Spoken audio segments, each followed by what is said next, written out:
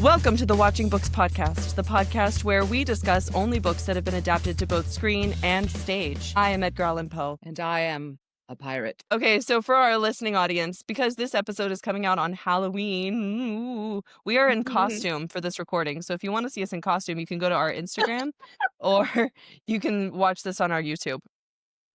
Happy birthday! Oh, thanks. Yeah, it is my birthday when this comes out on Halloween. Do you want to see something funny, Mom? Do you want to? Okay. Do you know what Edgar Allan Poe looked like when he smiled? No.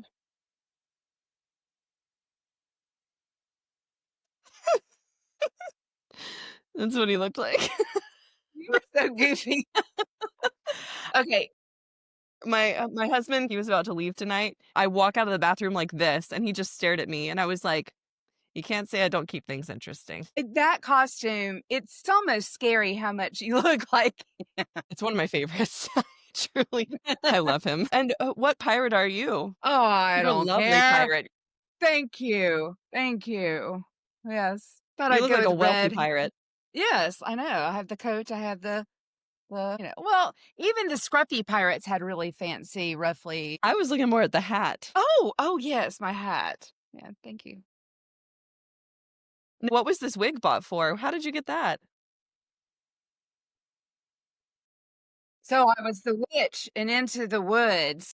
And Yes. I needed some hair for my transition. I needed a good wig, and I wasn't sure what kinda wig I wanted to go for. I thought, "Ooh, a Well, I know redhead." that's not the one you wore. No. So I bought this one, I bought another one. And, okay, now I didn't have to buy. I'm sure they had wigs. I'm sure the theater did. 1, I'm a germaphobe, and so I really didn't want someone else's wig on my head. But 2, I enjoy dressing up, and so having the wigs is a lot of fun. So, I bought this one, and I bought another one. I ended up wearing the other one. The wig you wore for your witch transformation was amazing. I loved that I wig. love that wig. You're becoming more and more like Moira Rose every day. I would love a wall of wigs. I have a few.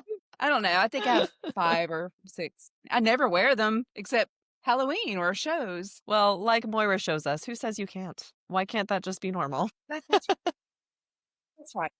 Dolly does it all the time. I have a sticker.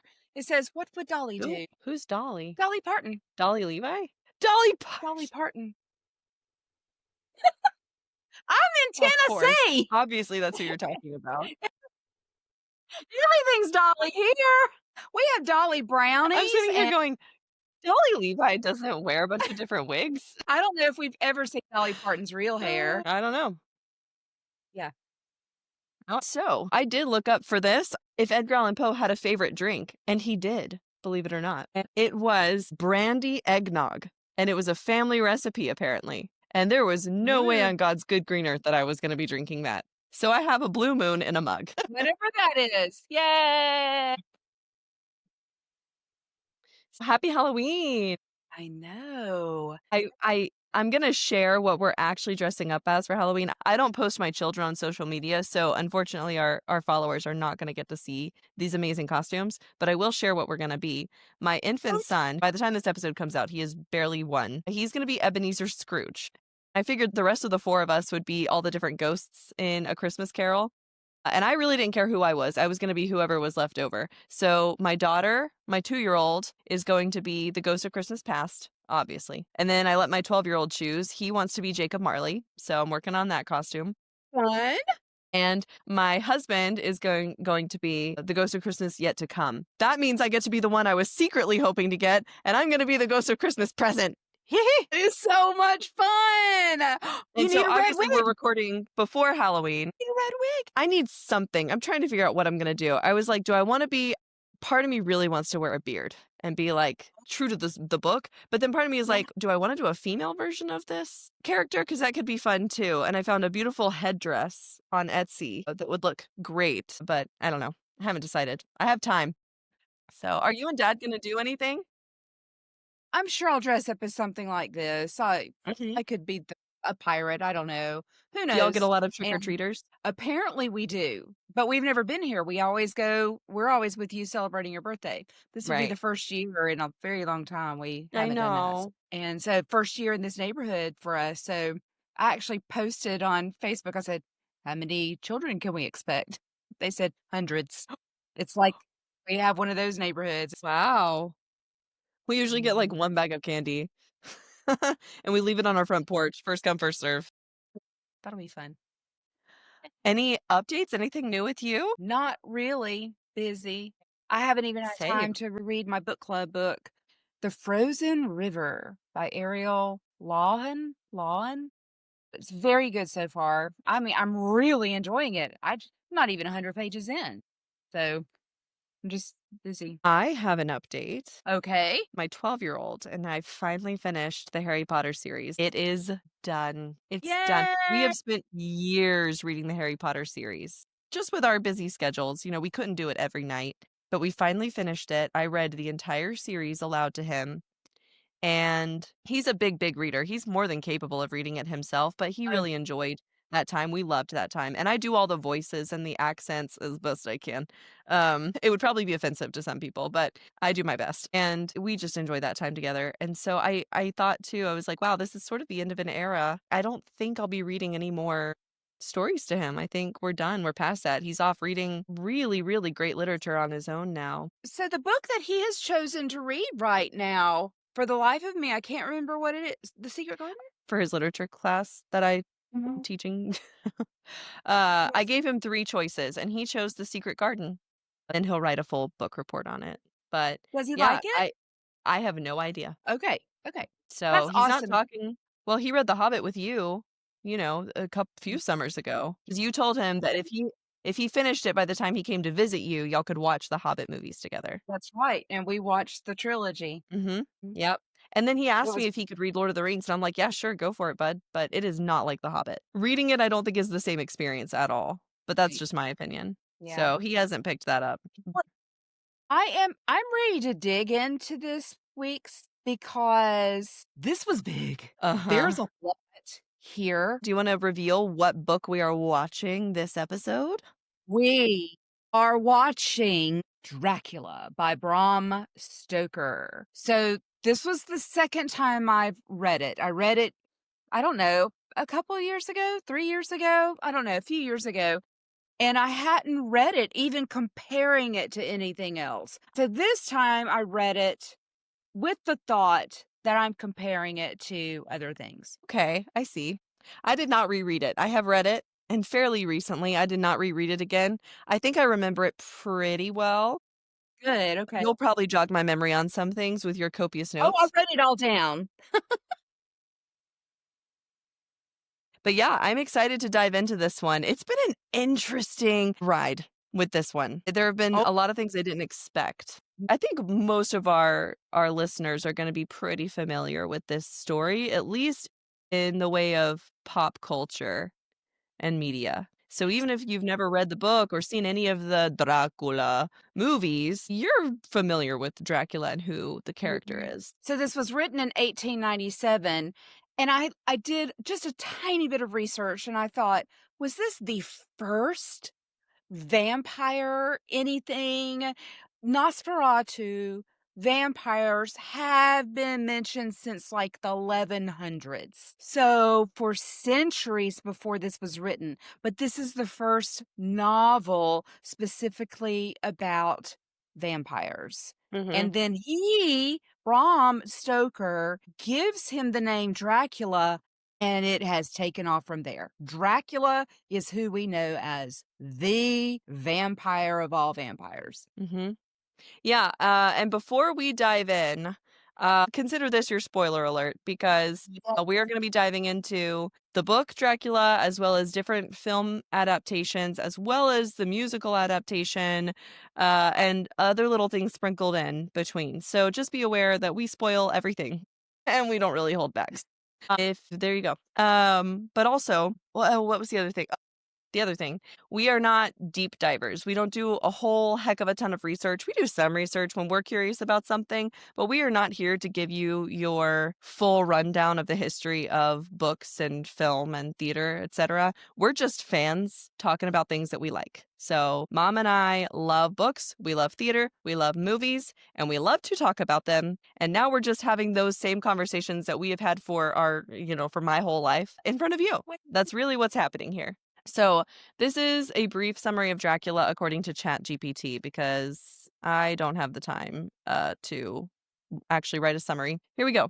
The story begins in 1897 with Jonathan Harker, a young English solicitor traveling to a remote castle in Transylvania.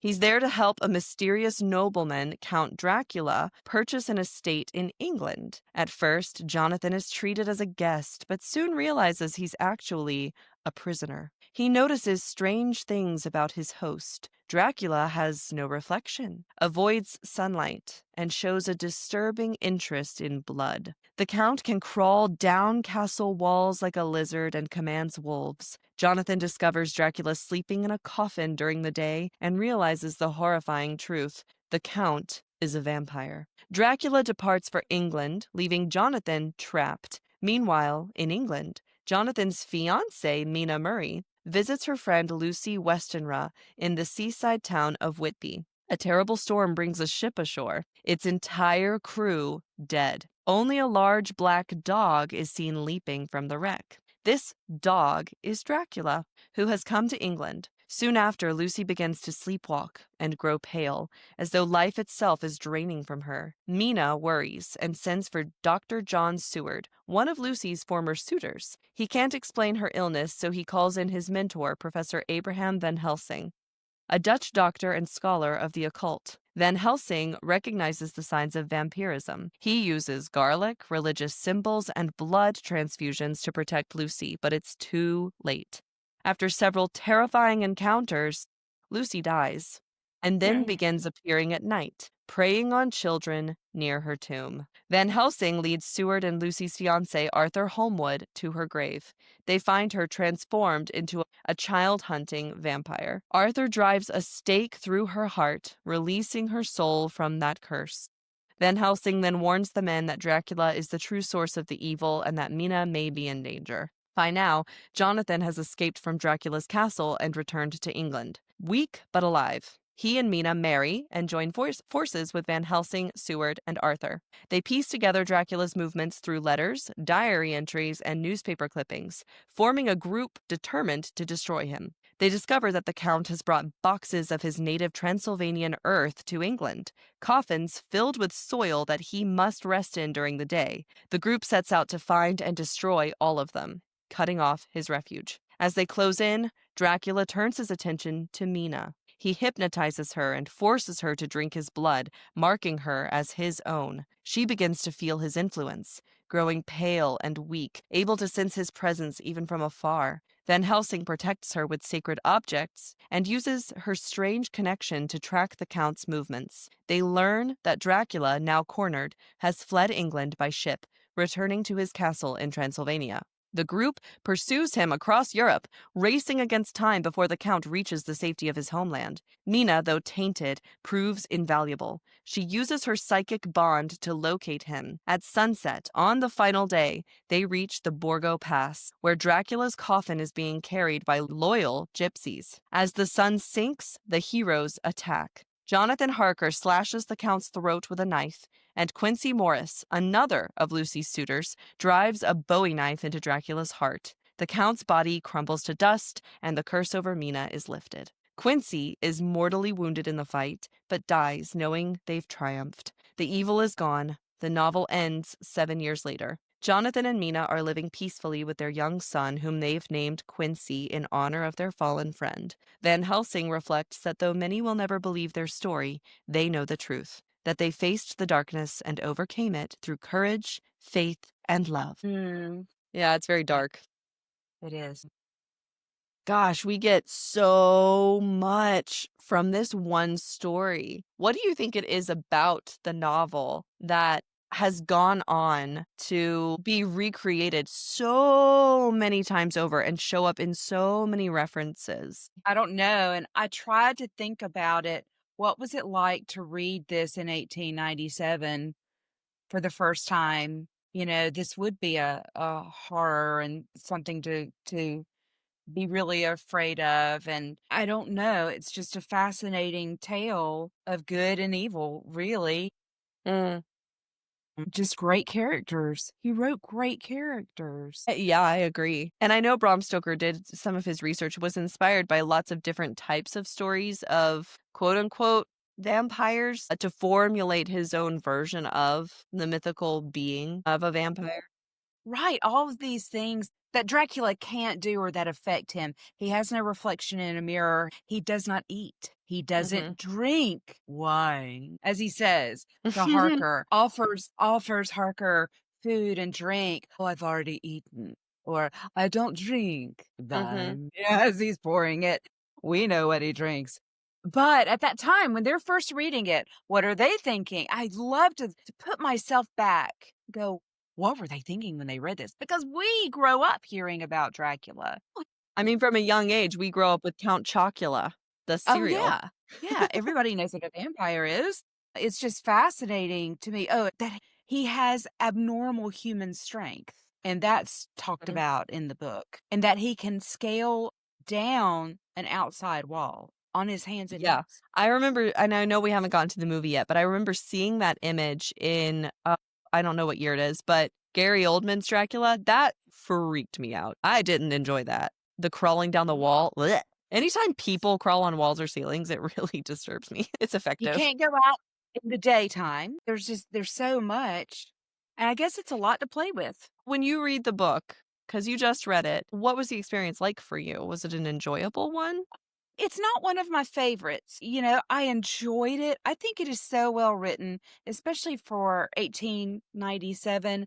I felt like Van Helsing just went on and on and on and on and on, and I got tired of him talking. I found him a fascinating character, and he's Dutch, so he's always going back and forth from Amsterdam to England and Amsterdam to Hmm. England. And I thought that had to be a lot of travel back then. Why didn't he just stay put in England? Yeah, I think and was this Bram Stoker's debut novel? I think it was. I don't even know anything else he wrote. Let me see. So, no, this was not his debut novel, this was his 7th. It is It it's a oh, long book, 400 and something pages. and Yes. when I read it, I thoroughly enjoyed the whole first half of the book. I was invested, I cared about several characters, I thought it was fascinating, I thought there were parts that were genuinely disturbing in a good way, the way you would hope from a horror novel. The layout is really good. It's written from the point of view of Mina's diary or letters, Mhm. Jonathan Harker's journal, newspaper articles, the doctor's journal, and really interesting diary and journal entries, and that's all it is. And Van Helsing's. Right. Yes. Yeah, and I like that feature too. I think it's neat. But the second half of the book, throw it in the trash. Let's redo it. I don't I like it. enjoyed it more than I thought I would the second time, Okay. because I think I was reading it in a comparison mindset. I've seen Bram Stoker's Dracula quite a bit, and so I was thinking ahead going, "Oh my gosh, this is just like the movie. Oh my word, this is just like the movie." And I was so stunned at what they got right, not right, but how the movie did in adapting it from the book. Well, I will say, I did not read it with a comparison mindset because honestly, when I read this, I had not seen any versions of Dracula. I was aware of Dracula, I knew who he was, I knew the tropes, but I had not seen a retelling of the story before. So, reading it, I was sort of going in just with a kind of an open mind, not knowing really where the story was going to lead. Right. And it up until their, big old camping trip to Transylvania, and it feels like the same 40 pages are repeated over and over and over again. It was like a time loop I couldn't escape from. I just wanted them to get there. Oh my gosh, the hypnotizing over and over, and she said the same thing every time. "I see water, I hear water lapping on a boat." Over and over and over, and yes, that happened a lot. Yeah, it was interesting. Well, there are some quotes that I really liked in the book. When Jonathan Harker comes to his house in Transylvania, Dracula invites Harker in, and he says, "Welcome to my house. Enter freely and of your own will." That is so freaky to me, and then he says it a second time, "Welcome to my house, come freely, go safely, and leave something of the happiness you can bring." I just thought that was so creepy. Another quote that I like that Dracula says, Dracula lays his hand on some books and he says, "These friends have been good friends to me and have given me many, many hours of pleasure." Books. Yeah, it's a nice quote if you don't know that Dracula's the one who said it. I love it though. And then I wrote down, I wonder what Dracula likes to read. And a little bit later, it says, through them, he has come to know Harker's Great England. So he was reading up on England. So researching what damage he could possibly do to it. Aw, as we all do. Let's see, another quote that I liked. Oh, ho, ho, ho.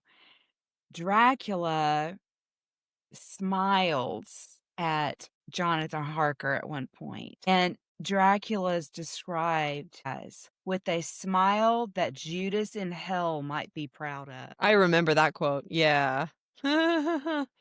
What? Nervous laughter. I mean, that one is, oh my gosh. You know, honestly, I kind of wish I had reread this because I remember a specific part that really gave me the creeps that I thought was so good, but I'll never be able to find it. If I manage to find it, I'll post it on Instagram. Page 214 of the book. So that's over halfway through the book.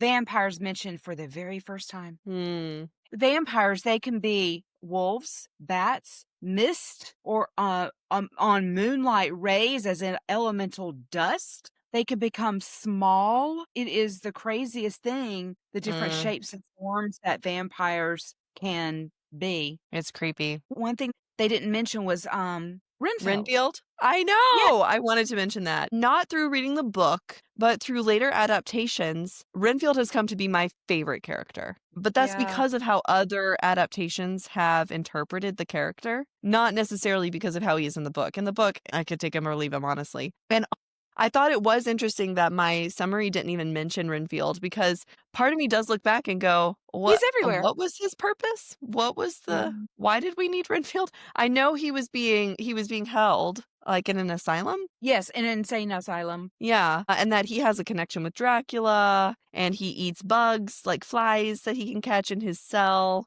and he's always talking of his master is coming, his master is coming. I don't remember what happens to him in the book. What happens, Mom? He ends up dying. I thought so. Page 304, he died. What I did like was when he met Mina, Mina was very kind to him, and he understood what she was meaning to his master, which is Dracula, and he was telling them, "Get her away. Take her away." Mm, mhm, He was trying to save her, to that's protect right. her. It's almost like he was the only one that could tell that Mina wasn't the same, that she was changing.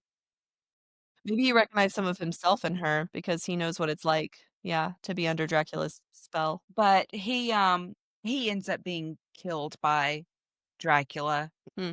Renfield in the book, I could take him or leave him, I guess. He's interesting. I think he definitely gives it more interesting flavor, but I also think the story would still be solid without him if we're And just looking at the really, original book. you don't really know what his purpose is, like you Yeah, said.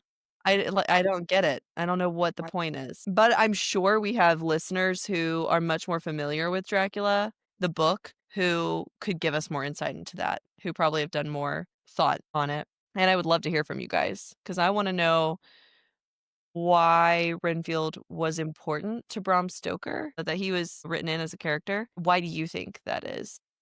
Yeah. Because what later adaptations have done with the character, I absolutely love, and I'm so glad that he's included.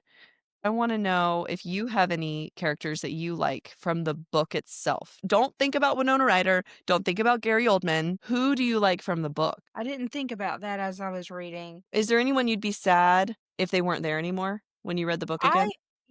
I'm thinking I like Arthur. Me too! I like Arthur. That is Lucy's fiancé. I like him a lot. Yeah. And I also like Dr. Seward. And he Yes. too, he was so in love with Lucy. I like the book Dr. Seward. He did everything he could to help her.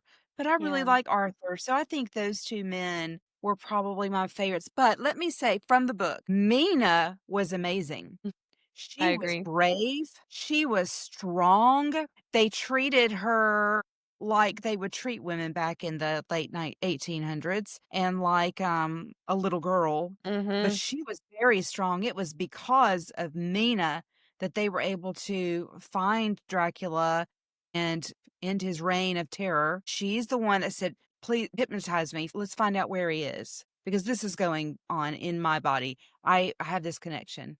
In the book, they are not lovers, Mina and Dracula, Mm. it's nothing like Right. that. He was gonna end up being another bride of his, so that's another thing. He has 3 brides at his house, and there are 3 Yeah. undead women who live there, and they are part of what kept Jonathan Harker captive there for as long as he was captive. I actually like all 3 of Lucy's suitors in the book. Mm. And also, yes, as much as he drones on, Van Helsing is such a cool character. And when He it comes is. to adaptations of Dracula, it's so rare to find Dracula without a Van Helsing too, because he's so cool. Oh, yeah, definitely. Before we get into this, I have to talk about something. I want to know how many Dracula movies I need to watch. Yeah, that's never gonna happen. Ever. I'm never going to spend that much of my life watching Dracula movies. So let's just go over a brief list of some Dracula movies inspired by the book. There are over 200 films that either adapt, rework, riff on, or are explicitly inspired by Bram Stoker's Dracula. I am not going to go through an exhaustive list. It's not worth it. But the most notable ones are the 1922 Nosferatu movie, which is a German silent film. I watched that one. Oh, okay.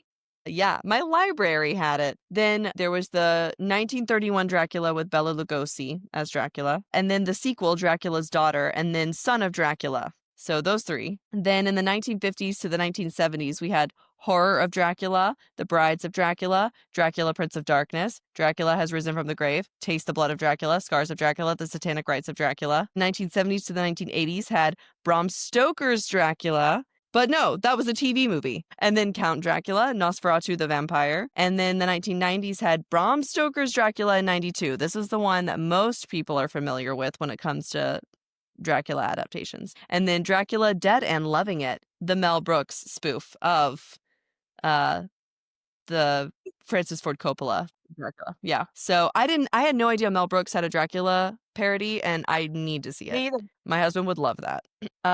In the 2000s, there was Dracula 2000.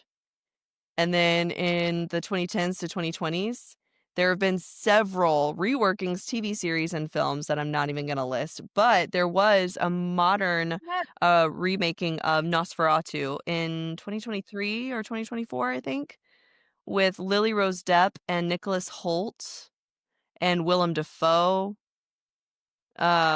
Great cast. And then in 2023, Renfield, comedy retelling, which focuses on Renfield as a character, with Nicholas Hoult again playing Renfield and Nicolas Cage playing Dracula. So, not to mention, there's also the Hotel Transylvania movies. Absolutely. So there you go. So tell me about the silent one you watched. Okay. The 1922 Nosferatu um, was a lot more entertaining than I thought it was going to be. It very closely follows Bram Stoker's Dracula. It follows the storyline very closely. However, all the characters' names are different. So Dracula is actually Count Orlok, and Mina is Ellen. Jonathan is, I can't even remember his name. I know Renfield is Knock. So it follows the story pretty closely from beginning to end, except I think Nosferatu sort of evaporated at the end. What was the point of changing all of the names? I have no idea why they changed the names. I don't know what copyrights issues looked like back then. I have no idea if that was maybe part of it. I really have no clue. But It definitely follows Bram Stoker's Dracula. It was completely silent, so there was an original score made for the film that you can listen to while you watch it. And anytime characters have lines, which are very few and far between, it shows you a line card. So it flips to just a blank screen with the line that someone says up there on the screen. If you've never seen a silent film, that's an entertaining part of it. Most of it is just a lot of overdone play acting so that you can understand what the characters are doing. So those films had to be very action heavy because they were going to be very, very, very light on the script and the lines themselves. And I thought it was really entertaining. Nosferatu himself, like Count Orlok, is one of the most terrifying characters I've ever seen.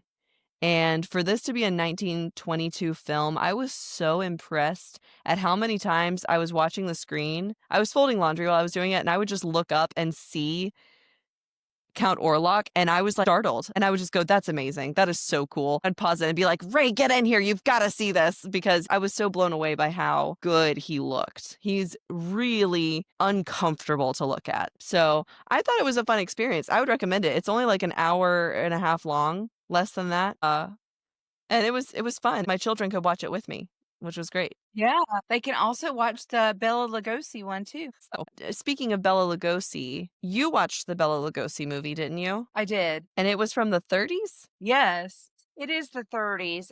I found it strange. There was no music in the movie at all. None. That was so weird to me. It is amazing how much music adds to a film. It adds to the intensity or the romance or the fear factor of a film. And this had absolutely none. So it's very odd to me. But they go to business immediately in that film. Dracula says he has chartered a ship. He's taking 3 things and will leave tomorrow.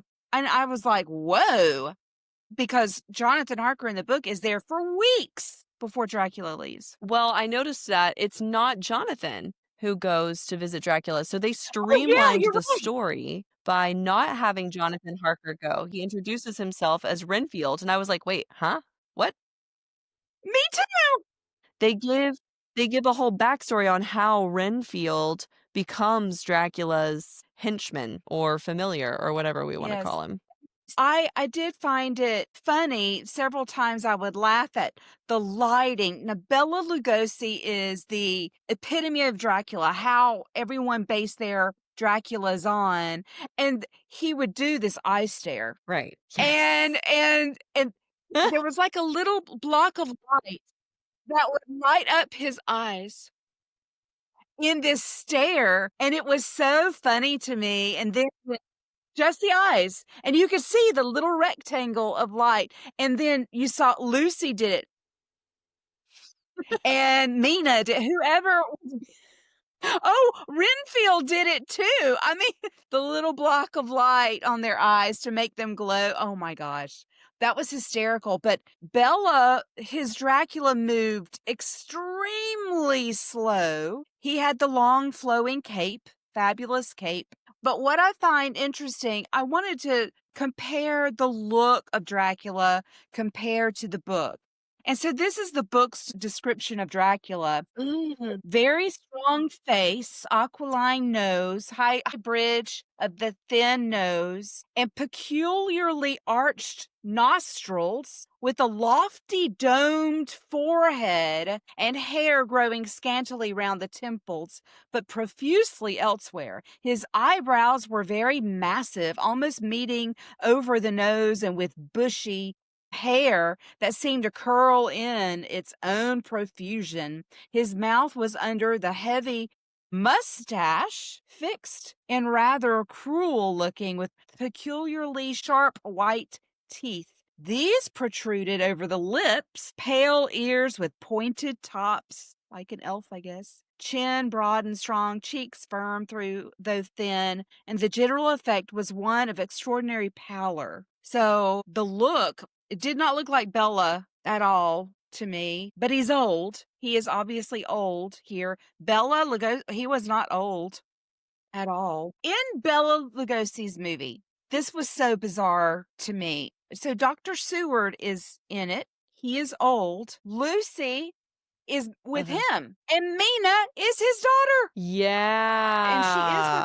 That Harker, was but that weird. was I don't know why they did that. and the Count me either. They go to the theater, the Count joins them in their box at the theater. It's like, "What?" I was just, "What?" And he sits in that box with his sights on Lucy. He focuses in on Lucy right away. Do you think maybe, look, I don't know. I don't know why they chose this, but do you think it had some misogynistic reasoning behind it? That because we wanted to be sympathetic for Lucy, she couldn't have multiple suitors? Maybe. I don't I don't know. know.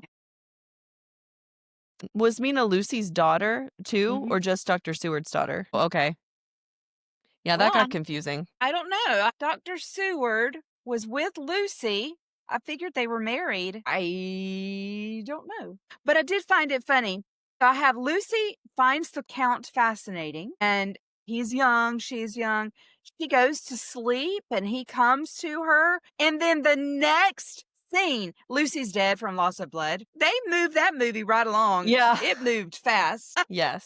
I felt like Van Helsing didn't have much of a presence. Not in that one. He's the one that notices that he can't see the Count's reflection in a mirror. So he does recognize that. Oh, that's right. That was a good scene. Yeah, I liked that Yeah, scene. I thought that was really good too. It's like they have a cigar box that's Mhm. open and there's a little mirror on it. That was well done. Good scene. They make it to Transylvania. If I remember correctly, they find his coffin in his castle and he's asleep and they just drive a stake through his heart. Am I remembering that right? It seems Yes. so anticlimactic. Yes. Van Helsing drives the stake through his heart. Mina's released from his spell. And then that's Yes, and it mhm. happens off screen, of course. Can't show that. We can't show that. Yeah. Uh, Yeah. They didn't show anything. when the movie was over, I will say that my husband and I watched it together, and by the end of it, I looked at him and I was like, I did not expect that my favorite part of that whole movie would be Renfield. And Ray was like, he was cool. And Ray, ever since then, has been copying Renfield's laugh. So that's fun. I'm really enjoying that.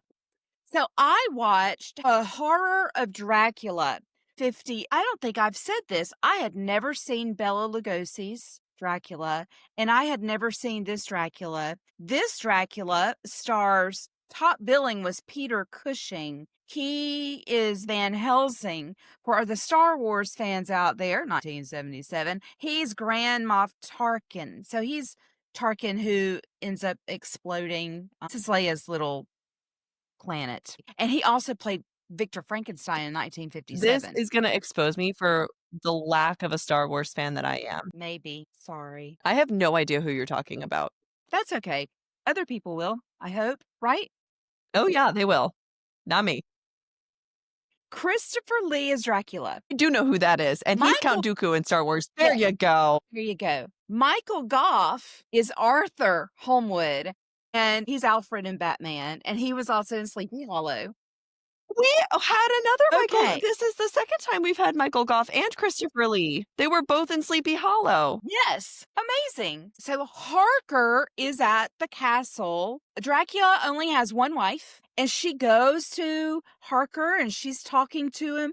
Can you help me escape? Please, I want to get out of here. Please help me escape. And she runs off when Dracula shows up. He's young. So Christopher Lee as Dracula moved very quickly. And of course, he's 6'5". So he has a large gait anyway, and he moves very quickly through the house, unlike Bella, who was slow as a snail. And so I did enjoy him. He looks great. You know, that height makes him look rather intimidating. And so I thought he looked really good. Well, Harker pulls out a picture of a woman. Dracula asks about her, and it's his fiance. It's Lucy. Harker's engaged to Lucy? Lucy is engaged to Jonathan Harker, and Harker ends up finding Dracula and the woman, and he drives the stake into the woman's heart because he wrote in his journal and said that he is there to end Dracula's reign of terror. That's why he was there. Wow.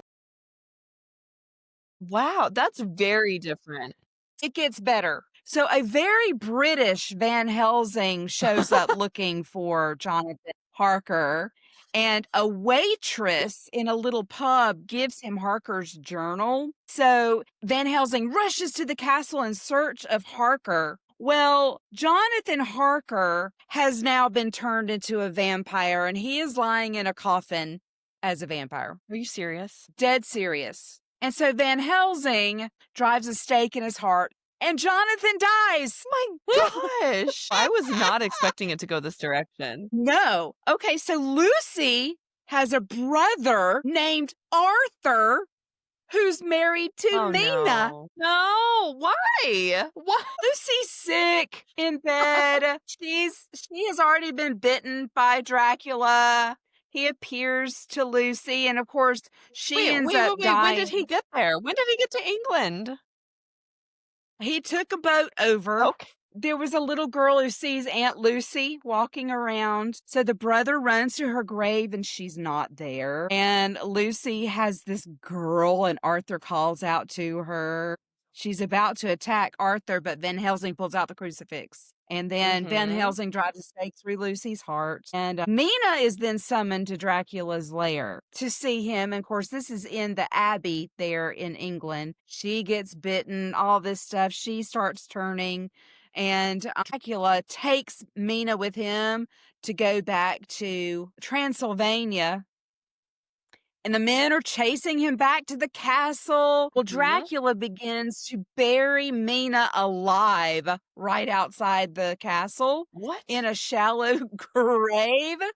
And he runs inside, and Van Helsing opens the drapes to the sun, and Dracula is blinded by the daylight, and Van Helsing holds up the crucifix, and Dracula dissolves, and Mina is saved. Ooh, that's an interesting ending. That sounds kind of exciting. But what I want to Totally know is, different from the how are book. there sequels? Loosely inspired by the book. Wait, How there are are there sequels to sequels? that? Dracula, yes, there are like 3 more Dracula's with little dust Christopher Lee. particles formed back together. I don't know. It's like a soap opera. You can bring people back from anything. I think that one was the most different of any that I saw. That was just like, what Oh, is I can't going wait to on? tell you about Renfield. Well, That's hilarious. So you said Christopher Lee, he was younger, obviously, because of the year, but he's tall and has this intimidating height. We both know he has an amazing, deep speaking voice, which could also add to that character. But how do you think he did as Dracula? What did you think of the performance? I thought he did a great job. And Peter Cushing, of course, did an excellent job as Van Helsing. He didn't drive you crazy like he did in the book. I didn't care for the movie because they changed it so drastically. Yeah. Some of those changes I don't understand. I guess maybe they knew by that point audiences were familiar with the story enough that they really wanted to surprise them, really give them something different. I don't Maybe know. so. I Yeah. don't know. I truly don't know It why was they make very different. changes like that. So, are we talking about the quintessential retelling of this story? So, let me just give a little intro and I'm going to let you take it away with your thoughts first because I was aware of this movie from a young age. I don't know how young. I just know you talked about it a lot. I know that you really admired Gary Oldman's performance. I knew that you loved Anthony Hopkins as Van Helsing. And I knew you loved the soundtrack. And I think I was in college and I was like, I'll just listen to the Bram Stoker's Dracula soundtrack. And I remember being so creeped out by some of the music that I thought, that must be really effective for this movie. The fact that I can listen to this music and feel the hairs on the back of my neck stand up because the music is so effective. But I really didn't know much about it. You didn't tell me much about it. I just knew you really liked the movie. And I knew that Gary Oldman and Anthony Hopkins were in it. What I did not know was literally everything else about the movie. Yeah. So, I take it liked away, it. Mom. I liked it back in college, rewatching it because I have not seen it in 25 plus years. And so I did put it in for this to sort of remind myself but back in college, I did watch it a lot, but it is very evil, and, I don't like that. It's very, very dark, and I don't really do dark. Mm. Um, so, Sadie Frost is Lucy. This is the ex-wife of Jude Law, if anyone knows, and, of course, Winona Ryder What? is Mina. Yeah, yeah. Pause, pause, pause, pause, pause, pause, pause, pause, pause. Sadie yeah, Sadie Frost. Wow. Okay. Yeah. Didn't know that. Now I do. And one thing I did not know, Monica Bellucci, she is one of Dracula's brides, and I only know her now. She is a Bond, I won't say girl, she's a Bond woman. And Daniel Craig's Spectre, and I love her. And she's Persephone in two Matrix films. So she's not in the first one, but she's in. Okay. But I Wow. And really she was like her. one of Dracula's wives. Yes. Yes, I did Okay. not know that. And of course, Gary Oldman is Dracula, and Anthony Hopkins is Van Helsing, Keanu Reeves, Jonathan Harker, and let's go ahead and put it out there. Keanu himself said he was not happy with his work in this film. Oh, did he? So, Okay, that makes me feel yes, a lot better. Okay. That is one of the worst acting performances I've ever seen in my entire life. it's pretty bad. Richard Grant, this surprised me. He's Dr. Seward. Wow. He was so young. I never even recognized him. I don't know who So, that and then is. Carrie Elvis is Arthur, who's going to end up marrying Lucy. And of course, this is directed by Francis Ford Coppola. Yes. So, what Brilliant is director. different? Brilliant. Brilliant. They created a backstory for Dracula, and Dracula Mhm. is it was in the gosh, what century was it in? Like the 1200s or Don't something, ask and me, you know me and timelines, it does not work. Dracula was married to Elizabeta, and Isn't he supposed to be Vlad the Impaler? Because that was one of the inspirations that Bram Stoker had for the character of Dracula. Or am I just oh, you could be right. completely off my rocker? I did write down that he was a Romanian knight, So so maybe it is maybe that's Vlad, what inspired it, was the fact that he's a maybe. lot like Vlad the Impaler or is inspired directly from Vlad the Impaler, but I do know that that character or that historical person inspired Bram Stoker, and I think they were referring to that in the movie. Okay. If not directly, Well, then indirectly. Well, Dracula and Elizabeta are married. Dracula has to go off to war, and the enemy sends a message back to Elizabeta, who is played by Winona, and tells her that her husband has been killed. So she commits suicide. Well, the priest there, when Dracula does come back and finds out that his wife had committed suicide because of these false rumors, the priest, who is played by Anthony Hopkins, says your wife is damned because she took her own life. And Dracula renounces Mm, God. It's a very hard scene to see. And mhm, says he will rise from his own death to avenge hers with all the powers of darkness. mhm. It's dark. It's very dark. It's a hard scene to see, but also, I think it's very understandable for the character of Dracula and how we would end up with such an Yeah. evil being. Yes. It kinda makes sense.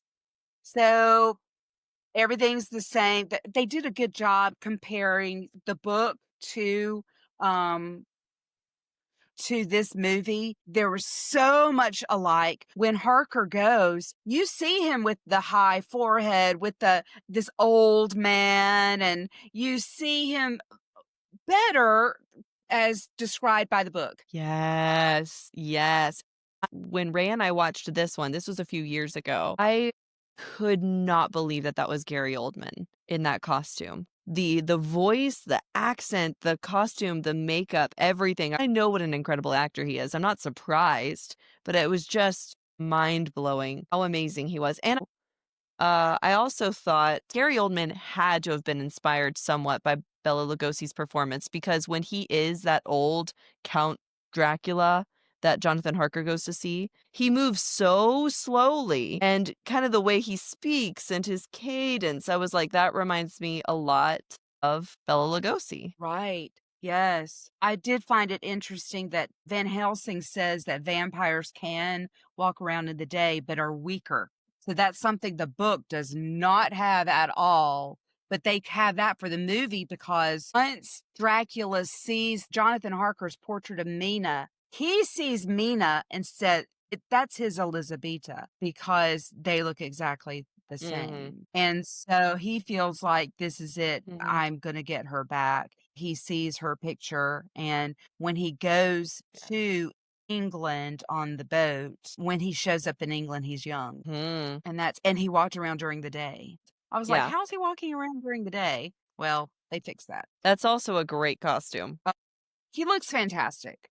That whole image of him, really good. Very, very good. When Gary Oldman played Sirius Black, you were like, "Oh, he's Dracula." And I was like, "What are you talking about?" Because I was in high school. And you were like, "Oh, Dracula." I'm like, "No, I don't know what you're talking about." And you pulled up YouTube and you looked up that specific scene where he's young Dracula on the street, sees Mina, and he says, "See me." Yeah. And she looks at him. But you showed me that scene. So that was all I had to go on when I went to watch the movie. But you were trying to help me understand that Gary Oldman was such a versatile actor, and I think I walked away from that going, "Oh, okay."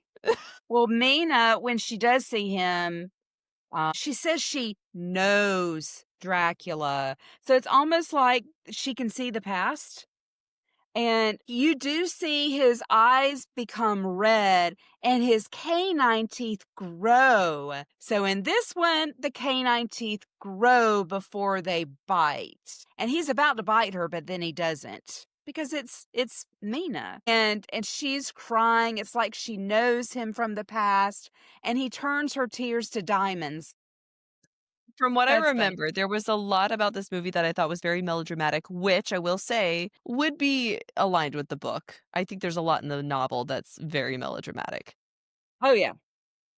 So it's not untrue to the story, but also they do show all his many forms, which was harder for earlier adaptations to do.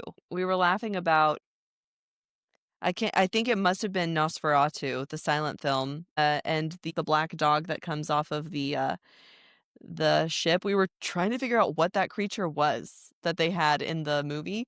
My son was like, "Is that a hyena?" I was like, "No, it's too small to be a hyena." And my husband's like, "That's definitely not a wolf." I'm like, "I don't know what that thing is." It's like a weird like in between hyena wolf thing. I don't know what that creature was, but they had real footage of an actual animal that is not intimidating at all. So they were working with what they had with their level of technology back then. And so for a film like this, they were able to do so much more in the 90s than they could back then. So you can see Mhm. him as a bunch of bats. You can see him as Mist. You can see him as different versions of Dracula, and it's believable. You can see him as Mhm. the wolf, but he's like a wolf man. Ugh, I hated that so I did much. not like that at all. So a little bit of information about that. Gary Oldman was allergic to that costume as the wolf, and so they had to get another actor to do that. Ugh. Yeah, he couldn't do it. He was allergic. But so you do see all of that. I felt like poor Lucy had a bad rap, just naked all the time, and I felt like She was.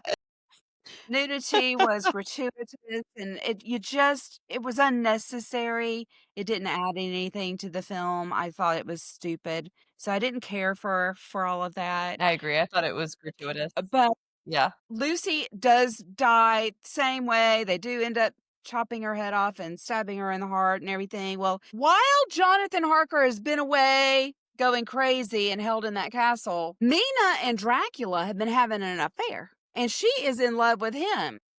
But then she does finally find out that has escaped from the castle and escaped those brides. And so she tells Dracula, I've got to marry him. I'll never see you again. She rushes off to Romania to get married. And Dracula's just sobbing. He's so devastated. Well, they're already married. And Dracula goes to Mina's room and she is furious with him and tells him, You are who killed Lucy. She was just devastated over Lucy's death. She tells him she loves him after she quit getting mad at him, but that she loves him. And she wants to be what he is. And he bites her but then she drinks his blood. He pulls oh, well, she starts to. He pulls away from her and says, "No, he loves her too much." And he did not want to condemn her to that life. But she drinks anyway. Oh, it's just too much. It's just too much. And so in the end of this, so they go back to Transylvania and they're chasing Dracula back.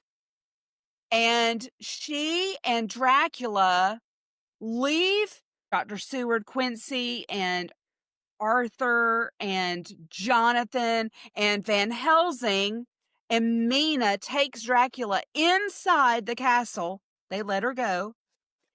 And he asks her to please release him from this life. And she stabs him in the heart and cuts off his head. But Jonathan just So on loses his rewatching life. Mom, you loved it in college.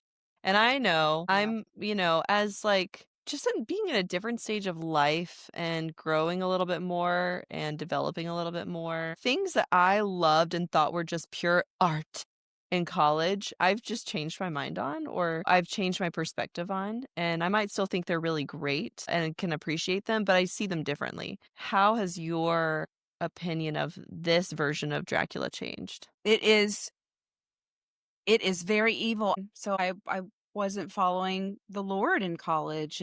As a Christian now, it just goes against everything that I believe in, and it is so evil, and it is, it's very dark and very hard for me to watch something like that. I fast forwarded a lot. I wanted to get the gist of it just to remind myself what it was. I Mhm. definitely got Draculaed out. I watched so many, but it's not for me. Oh, sure, yeah. It's not my type of film. Yeah, and knowing who you are now, I can totally see that. I can see why you appreciated it, and I think you can still appreciate the skill of the direction from Francis Ford Coppola, the acting performances minus poor Keanu Reeves, the music. I think you can Yeah. appreciate everything about it and still recognize that it's not for you. And I would agree. I think when we watched it, when Ray and I watched it, I think he fell asleep like 10 minutes in. And I watched it, and I just ended it going, "I don't get why mom liked it so much." A different time in my Uh, life, for sure. yeah, I thought Anthony Hopkins as Van Helsing was great. He was so Best cool when he friend. had the heads of Dracula's brides hanging off of him because Mhm. he had beheaded them, he had defeated them, and he was like a true vampire Yeah. hunter in this version, which is, I think, where we Yeah. get the first look at Van Helsing as a vampire hunter, which then came up in other adaptations of him being more of like a Mhm. vampire hunter than just a professor. Right, definitely. There were I think my favorite parts of this movie happened with Jonathan Harker and Dracula at the castle in the beginning, because Gary Mm. Oldman was so mesmerizing Mm. at that point, and I think the story just sort of goes off the rails from there, honestly. I just really liked the scenes of Dracula at his castle. He's so Yeah. gosh, there's not a word, like, disturbing just isn't good enough. He's just very off-putting. And his behaviors just are he seems so nice and welcoming, but at the same time, he is so disturbing. Creepy. And yeah, just and it's done so well. There are so many uses of the shadows. Dracula's shadow will move where Dracula is not. I thought that was so good, and I don't think I noticed it at first. So I loved that detail. I thought Winona Ryder was amazing in this movie. I thought she was great as Mina, even though I thought the love story between her and Dracula just did not make much sense. I think this Mm-mm. story really tried to up the idea of Dracula as a seducer. So the evil works through seduction. That's the only way to really get what Dracula wants is through seducing you or his prey. And so that's probably the reason for the nudity, etcetera, which I thought was over the top. I thought it was just unnecessary, like you said, it was gratuitous. You don't need it to tell this story effectively. No. The only part where I could really see it making sense was with Dracula's brides entrapping Jonathan Harker, and even then it wasn't necessary. But what do you expect from Hollywood? It's definitely an epic film. It's Mhm. great. It's great direction, great performances. Poor Keanu Reeves. I don't know what was going on with him. But I will say something that I didn't see in other adaptations was that in the book, Jonathan Harker is so stressed out, his hair turns white when he returns to England, Right. and his Yeah. hair turned white in this film and then It magically went right back to it did. normal. I don't know what that was never explained. But I also was very pleasantly surprised to see Carrie Elwes because I had no idea he was in the movie. So I loved seeing him Yes. always. I always love seeing Carrie Elwes. Oh, and I will say, What? one of the eeriest parts of the book that always gets me in any adaptation is when Lucy is dead and then she's not in her grave. It's very disturbing, it's very creepy, and she is enticing children. She's preying on children, these innocent little babies. It turns your stomach. That is horrible in the movie because Dracula brings the brides back a babe. That Yeah. image is burned into my memory. I don't ever wanna see that scene ever again where he holds out that newborn baby. I hate It's that. pretty bad. Yeah. It's Yeah. bad. So, yeah, I feel kind of sick. Can we talk about some lighter versions? Sure. Let's talk about Hotel Transylvania. Hotel Transylvania has like what, 3 or 4 movies now? Yes. And Adam Sandler is Dracula. And if you've never seen it, please watch it. It's a DreamWorks movie. It's animated. It's just fun. Dracula runs a hotel for monsters, and he has a daughter played by Selena Gomez named Mavis, and she falls in love with a human named Jonathan. It's adorable. In the second one, Mavis and Jonathan are married. Spoiler alert, obviously. And they have a little boy, a baby, and he's just so cute. And Dracula's nervous that he's not going to be a vampire. And so he's constantly looking for signs that he's going to be a vampire. And he and Jonathan, his son in law, have to bond. It's so cute. The third one, I think it's the third one that introduces Van Helsing. And he's Van Helsing the eighth or something insane like that. He's being held together by machinery to be kept alive. Andy Samberg is Jonathan. Gosh, maybe it's the second one that Van Helsing shows up. Is that right? Kevin James plays Frankenstein. Steve Buscemi is Wayne. Wayne is a werewolf. Okay. David Spade is the Invisible Man. Fran Drescher is Eunice, which Great is cast. Frankenstein's bride. Molly Shannon is in it. Megan Mullally, Nick Offerman. I mean, the cast is great. Dana Carvey. It's awesome. Mel Wonderful. Brooks plays Vlad. Vlad, Dracula's father. So it's a great cast. I'm trying to figure out who plays Van Helsing. Jim Gaffigan. And then Catherine Hahn shows up. She's, I believe, Van Helsing's daughter, great granddaughter, something. I don't know. She's related to Van Helsing. So anyway, great cast in these movies, and they're all great, honestly. I enjoy all of them. The second one just happened to be playing. Mom, I did not plan this. It just happened. I think my son had turned it on, and my daughter was watching it. And I walk into the room, and Jonathan, the human, is standing there in a Dracula costume. And he and Dracula, played by Adam Sandler, are arguing over his costume because he's supposed to look like a vampire. He's supposed to be in disguise. And Dracula's like, "What are you wearing? That's ridiculous." And he's like, "It was the only thing that would ship overnight," or something like that. And it's literally Gary Oldman's costume from when he's old Count Dracula in the 90s movie. And only adults are going to get this reference. I'm going to have to put an image of it up on our YouTube because it cracked me up. I'm sitting there laughing, and my daughter is like, "I don't get what's funny." But I was cracking up. I thought it was a great reference, great joke. That's great. Um, Yes. I love those. I think they're really cute. They're obviously not trying to follow the Dracula storyline closely, but they're fun. They're a lot of fun. I think they are too. I like them.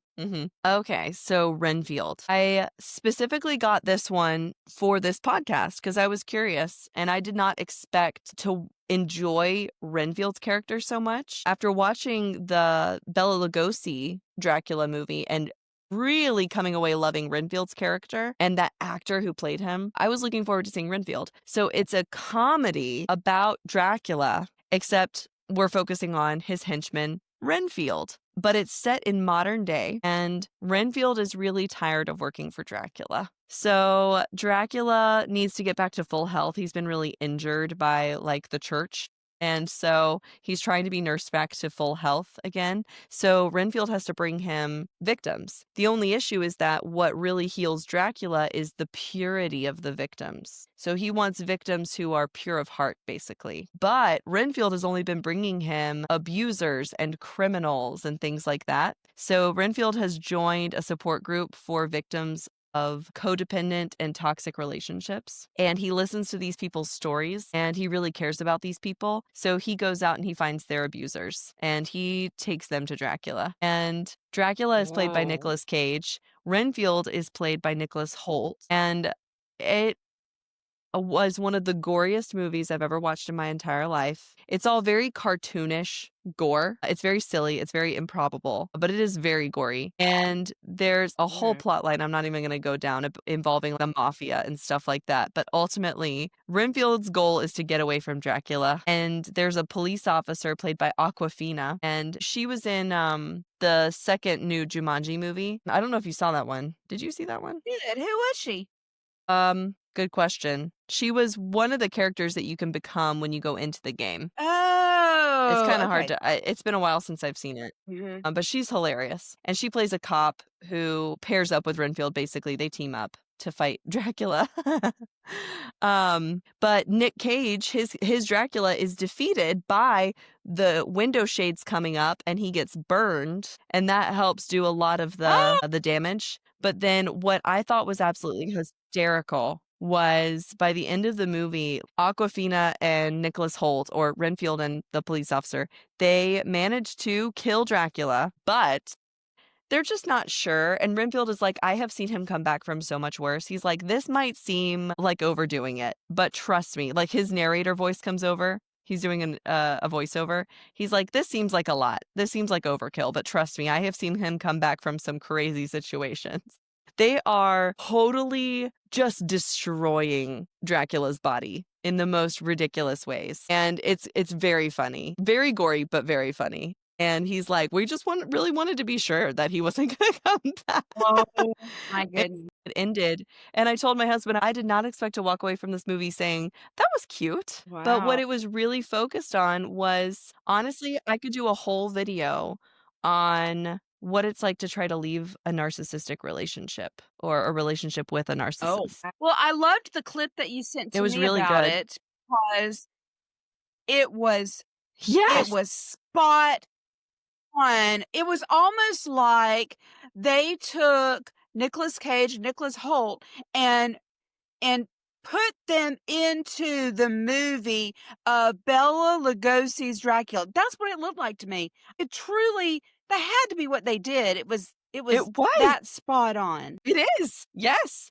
That's exactly what they Crazy. did, and I told my husband we were watching it, and I told Ray, I was like, "I am so glad that we just watched the Bela Lugosi movie because I could really appreciate this." For anyone who hasn't seen it yet or who isn't familiar with the Bela Lugosi film, the intro to Renfield has a bunch of black and white scenes where Renfield has a voiceover explaining his history with Dracula and how he ended up working for Dracula, and they used scenes that were spot on, looked exactly like the Bela Lugosi film, but with Nick Cage and Nicholas Hoult. And it was just killing me. I It thought it was was it was hilarious. It was so funny. I was surprised by how Yeah. impressed I was with Nicolas Cage. Like, the movie ended and Ray was like, "Well, that wasn't Nick Cage's best acting work." And I was like, "It's kind of hit or miss with him." He was great pretending to be Bela Lugosi's Dracula. As his own version of Okay. Dracula, it sort of went downhill from there. So, I wish he had, like, continued with the Bela Lugosi voice the whole time. He didn't. Yeah, that'd have So, been a that was great sort of a spoof. disappointment. Wow. Would you Yeah, recommend so it? I actually really enjoyed it. I thought it was a cute movie, and I would recommend it to the right audience. I wouldn't recommend it to you. It I was don't wanna see really gore. gory, and the language was excessive, Yeah, but that Renfield was adorable. He was such an adorable character. This was a funny part, you'll appreciate this. Renfield gets himself a little apartment. He thinks he's broken free of Dracula, he's going to start his new life, and he has this cute little apartment that he's painted in all these really bright colors, and he goes home one night, he walks through the door, and Dracula is sitting at his table, and Renfield is just looking at him, and he looks out the front door, and he looks down at his welcome mat, and it says, "Welcome, come on in." And he realizes, "Oh, yeah, that wasn't a great idea." I thought that was a funny detail. So, because Dracula has to be invited in. They make a point of that in The Lost Boys, which of course is the vampire movie with Yes. Kiefer Sutherland, and the head vampire has to be invited in before he can come in. Yes. Why, I love that movie. I was hoping you would mention The Lost Boys, because there are so many vampire movies inspired by Dracula and just the idea of vampires, and I don't know how many people realize that just the concept of vampires in general and what we think of them and the tropes about them, most of that comes from Bram Stoker's imagination, Yeah, it does. and, The Lost Boys is one of those, and I love that movie so much. I will never forget watching it with you for the first time, and I couldn't believe you were the one introducing me to that movie. I think that's why that line stood out in the book where Dracula's come in of your own free will, basically, to my lair. Mhm, yeah, where he then entraps Jonathan. So, I have not seen the new Nosferatu. I've heard it's very good. It's directed really well. I'm gonna give a little shout out to Cinema Therapy, which is a YouTube channel. They covered Nosferatu. It's a great video where, they break down what it looks like to leave a toxic relationship or an abusive relationship, and it's very well done, and I thought it had great insight, so I did watch that, and they gave great insight into the making of the movie as well as the themes of the movie. So if anyone wants to watch that, that's at Cinema Therapy on YouTube. You haven't seen a stage production, right? No, I have not. You listen to the soundtrack. Okay, so there are two. There is a play, and when I was a little girl, my dad took me to see it. I think I was probably 3 or 4 years old. And Wow. Miklos Benzi, who ended up being my voice teacher when I was in college, had been a professional opera singer and he played Dracula. His makeup glowed in the dark. And my dad took me to see him backstage, and I was terrified of him, and I wouldn't speak to him ever again until I was an adult. He terrified me. It was very, very scary. The play was October on Broadway, 1927 to May of 1928, starring Bela Wow. Lugosi on Broadway. Really? But then yes, but then it came back to Broadway October 1977 through January 1980, starring Frank Langella, and he was Dracula. He's just a four-time Tony winner, that's all. No biggie. And he was nominated for a Tony for his role as Dracula. Oh, he's amazing. Wow. There's a movie version of Dracula starring Langella that I had gotten from my library, but by the time I watched so many Draculas, I was Draculaed out and I didn't watch it, and I should have. So then I watched the Broadway show. It was from 2004. This starred Tom Hewitt as Dracula, and presently, he's Hades in Hadestown. And Melissa Rico is Mina. And then Kelly O'Hara is Lucy. I love Kelly O'Hara. 8 Tony nominations. She won for Anna in The King and I. I mean, I love her. This was one Yes, of her she's earliest amazing. She's a things. Broadway legend. So, yes, Broadway legend. And then others who I just don't know. Darren Ritchie was Jonathan Harker, Stephen Henderson Van Helsing, and Don Stevenson Renfield. So the voices were gorgeous. Holy smokes. Mina and Jonathan, they sing their journal entries, their duet, absolutely stunning. It was called Over Whitby Bay. Beautiful song. And there's just a lot that's very much like the book. And for a stage production, and of course it's Broadway, wow, the special effects were amazing. They have 3 Tell me glass about that. coffins. Oh my gosh. I mean, just everything that they could do. Lots of different levels. And on Broadway, you see the stage where they move you along a moving walkway and that kind of thing. all kinds of just really, really neat things. But the 3 glass coffins have the 3 brides. At one point, when Jonathan's there, he wakes up on top of a glass coffin, and he can see in, and there's this woman in Oh, the coffin. Oh!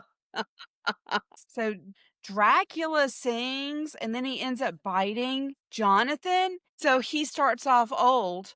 When he bites oh, Jonathan, he pops up and he's young. What? Really nice quick change that they did with him. That was pretty neat. Oh, Renfield. You would like him in that. His solo, that actor has to have an I know I enormous would, range. because his song is the best one in the whole dang show. Enormous range. Huge. So shout out to Don Stevenson, who played Renfield in this. Wow, his range was something else. Lucy and Mina sing a duet. It's so light and airy. It's not dark at all. You would think you're at a park on a beautiful Sunday afternoon and not in a horror play. I found that funny. Gwendolyn and Cecily singing. Yes, yes. Parker and Mina get married when Lucy and Arthur get married. So they both get married at the same time. They're in different locations, but you see both weddings Okay. going on. And that was interesting. But Mhm. now in this musical version, Van Helsing's from South Africa. He's from Johannesburg. Why? I don't know. This was a shocker for me. We see Lucy. Lucy is Kelly O'Hara. She is sick in bed. In all the versions, we see her take off the crucifix, take off the garlic. She wants nothing to do with it. We see that going on. Well, she rips off the crucifix. She's standing up, and all of a sudden, her nightdress is ripped off with lightning, and she's completely nude. Oh, well, that's a choice. That's a choice. And I said to myself, did I just see what I think I just saw? And I was stunned. And she walks to the bed and climbs in the bed.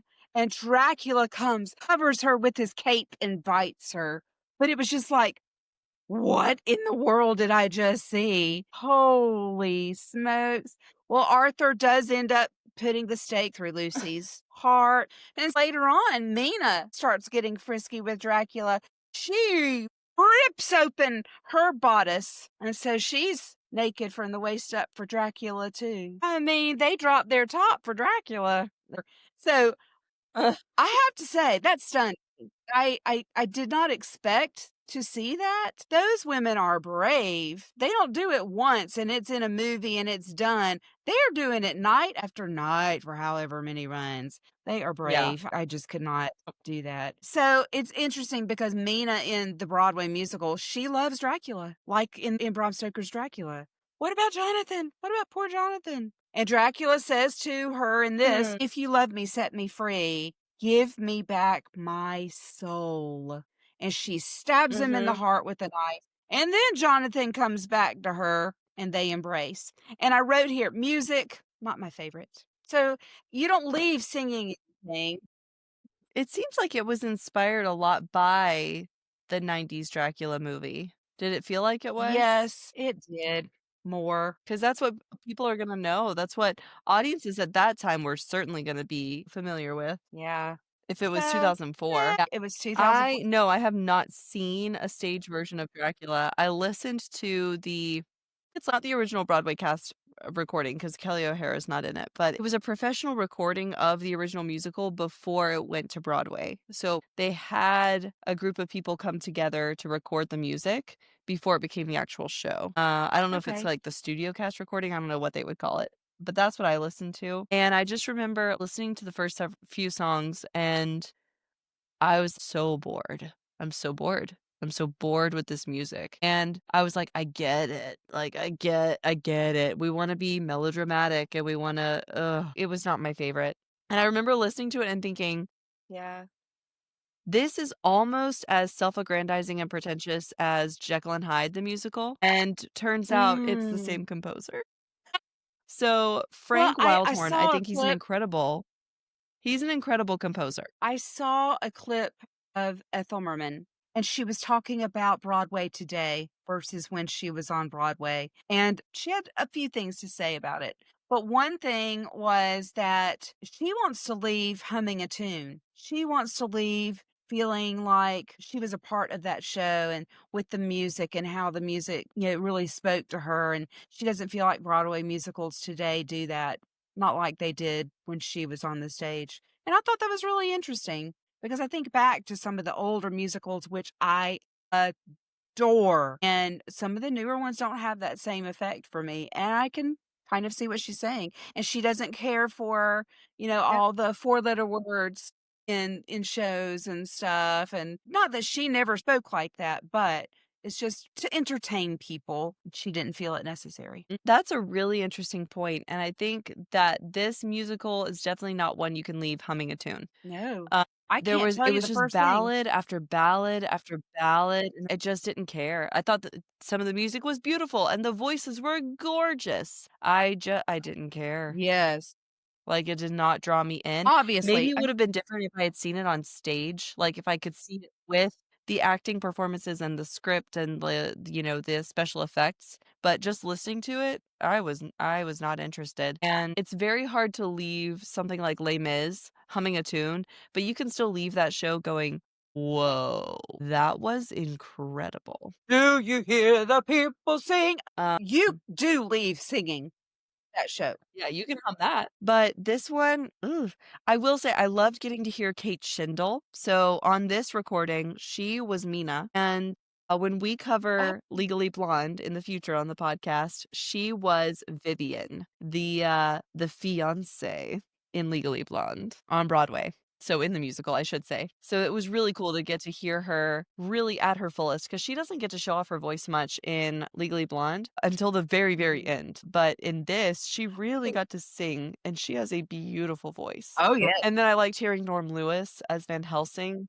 He has an amazing voice. They had beautiful voices. That was one thing. It was a joy to listen to them because Kelly, I've always liked, and I love her voice. So Frank Wildhorn, who composed this, like I said, I thought it was very self-aggrandizing. It's just very, as you listen to like song after song after song, it's like, okay, we get it. You sing great. Okay, that's how it starts to feel. Where it's like, can the songs move the story along, please? And that's why when it got to the master song, which is the Renfield song, I was stoked. The song is great. It breaks up that slow pace of all the ballads. It actually explains something that's happening in the story, which I loved. And it's just a great song. It was so much fun. It was memorable and it stands Aw. out from all the ballads that you're hearing. So I really loved the Renfield song. It was so good. And it's called the Master's Song. Frank Wildhorn, he's a great composer. He really is. I couldn't do it. I can't read music. I can't play music. I can't do anything with music. So I am not one to sit here and critique someone's composition who's made it to Broadway multiple times. But I will say this was not my favorite musical. And I would say No. I much prefer his Jekyll and Hyde over this. Jekyll and Hyde does also have song after song after song where people are just honestly showcasing their voices. And if you can do that, that's amazing because it makes for a great audience experience. But that music too, oh, it's really good. So I definitely prefer the Jekyll and Hyde musical. But he also did Bonnie and Clyde, which is so Yeah. different and is really good Oh, music. yes. So Kelly O'Hara and Tom Hanks, they're starring together in the new off-Broadway play, This World of Tomorrow. So it's premiering this month, October Wow. 2025, at the Shed in New York City. Tom Hanks co-wrote the play and stars in it as Burt Allenberry alongside O'Hara. Wow. Yeah, I thought that was really neat. So they're on off-Broadway. That's neat. So there Yeah, you that is go. really cool. I had no idea. Yeah, I had seen So, it all pop right. up, I think on You saw several adaptations of Dracula. What would you pick? What would you watch again? none. None of them. No, Wow. I am Draculaed out. If I did one again, it may be Bella's. It's short. Hotel Transylvania. Yes, Hotel Transylvania is the way to go. I really enjoy Definitely. Hotel Transylvania, and my kids are on a huge hotel kick, and they have been watching it, and I'm still not tired of it yet. I might maybe I'll get Frank Langella's. I'm curious now. since he starred on Broadway, why didn't I watch it? I was Draculaed out. I was done because it's dark. Me too. I wanna watch it too. You should find it. See if one of us has it at our library, and we'll watch it when you Okay, come to visit. yeah, Um, I could do that. let's see. Of the ones that I watched, I would totally watch Renfield again. Would I wanna Oh, be in it? okay. No. No. No. Neither. Well, okay. If I could sing Renfield's song, sure. Otherwise, no thanks. I have no desire to be in this. I'm too old anyway, but Would you? I would not want to. Okay. No, no desire. Yeah. And I'm too old Same. anyway, but Not my even if I was favorite. young enough, no, I wouldn't wanna be in it. But yeah, I would totally do Jekyll and Hyde. In fact, I did audition for that, but I'll save that story for another day because I'm sure we'll cover that one when we watch that book one day. Sounds good. I Gosh, don't you totally remember look like this you're just story. some Or guy. maybe I do. I look like a man. It's crazy. Yeah. You're so funny. It's the mustache. Well, cool. And the eyebrows. All Your right. eyebrows are Well, fierce. yeah, yeah, I definitely overdid the eyebrows a little bit. I don't know which one we're doing next, so it'll be fun for our listeners to figure that out. But please, to our wonderful viewers and listeners out there, please like and subscribe. Please, if you're on YouTube, hit the notification bell so that you're reminded of any future episodes we put out. And please comment. What versions of Dracula have you seen? Which ones are we missing out on? Because I know there are so many. I'm sure you've seen one that we absolutely have to see. And tell us what you think of the story. And if you could be in the musical, who would you want to play? Thank you so much for listening, for watching. We appreciate it so much. And we just love talking about it. Alrighty. Thanks for watching and listening. We appreciate it so much. Yes, and we'll see you next time when we watch books. Good night.